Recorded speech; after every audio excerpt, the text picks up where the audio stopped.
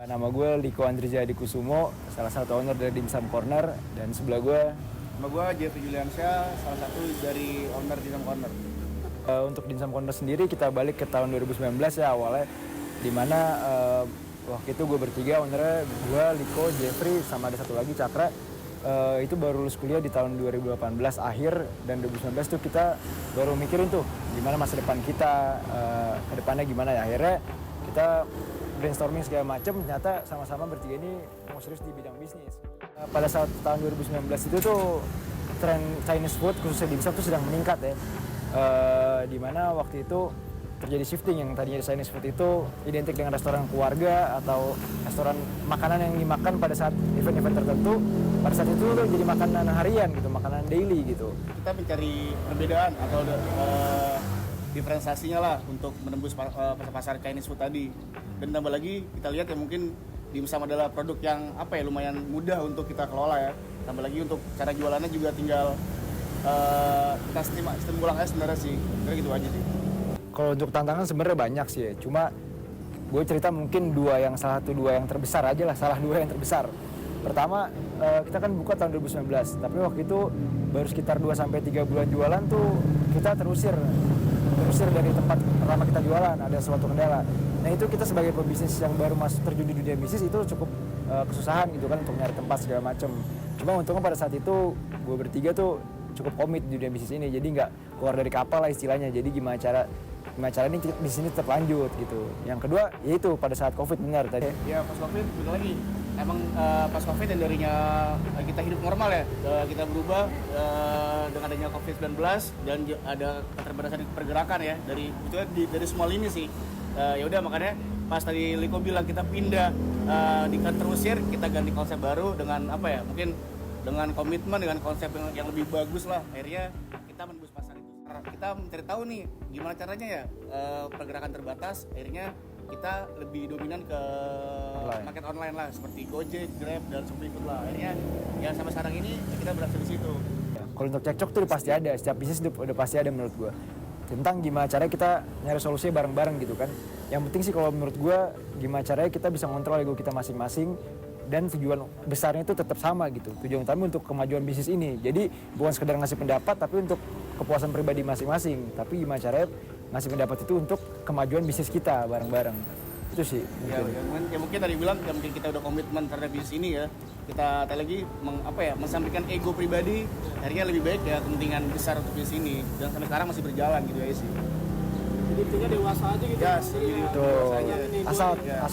asal pada porsi bener aja sebenarnya sih. Ya bukan berarti dewasa cuek-cuekan nggak juga, tapi maksudnya ya harus tujuan utamanya harus sama gitu. Tujuan utamanya kan bisnis ini maju gitu sih. Kalau untuk diferensiasi Dimsum Corner sendiri tuh mungkin konsep yang ditawarin gitu ya. Kalau mungkin bisa kalian lihat, kalau penjual-penjual dimsum yang ada sekarang tuh antara restoran besar atau stall-stall kecil pinggir jalan gitu kan. Makanya kita hadir dengan konsep yang beda nih. Kita gimana caranya mencampurkan dua konsep itu. Jadi orang tetap bisa dine in, tapi juga orang aksesnya dari pinggir jalan tuh gampang buat take away segala macem.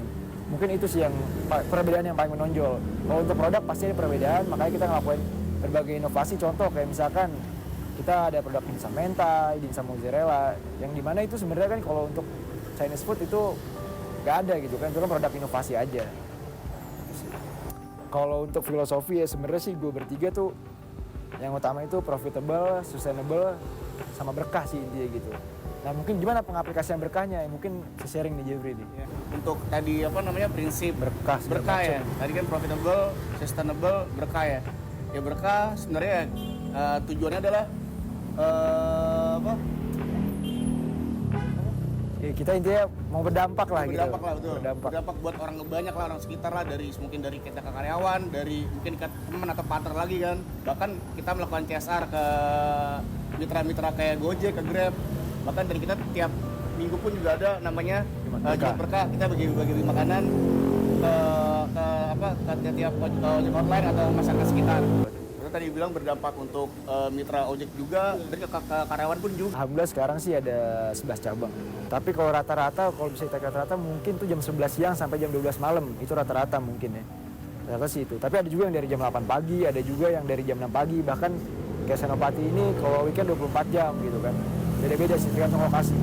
Zaman sekarang kalau kita kompetisi terus ya pasti ada kompetisi, cuma maksudnya capek juga. Mending kita kolaborasi sama banyak pihak, terus juga inovasi gitu kan.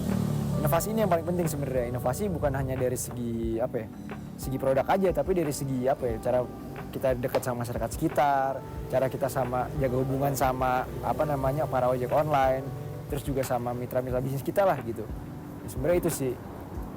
Kalau untuk gebrakan sendiri sih mungkin gue nggak bisa cerita banyak ya, itu kan. Cuma mungkin yang bisa kita pastiin insya Allah sih kita ya sama tetap mau buka cabang di berbagai area sih gitu. Nggak hanya Jakarta ya, tapi mungkin lebih ke pinggir-pinggir atau keluar kota gitu.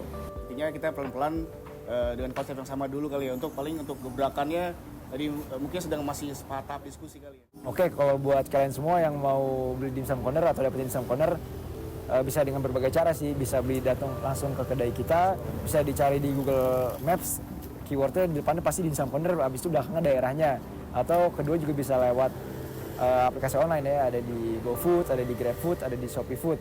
Atau kalau memang males juga bisa lewat Instagram atau WhatsApp kita gitu kan. Instagram ada di @dimsumcornerjkt atau WhatsApp kita di 0813 800 86339 atau 0877 8867 9928. Nah, Atau itu mungkin sih. lebih gampangnya buka IG Dimsum Corner, tinggal cari di bio-nya lokasi-lokasi terdekat dari kalian. Nah, itu bisa dicek juga di semua sosmed kita. Atau jadi searching di Gojek atau Grab atau ShopeeFood Dimsum Corner, tinggal pilih dari area terdekat kalian. Tuh. Untuk catering juga bisa gitu sih.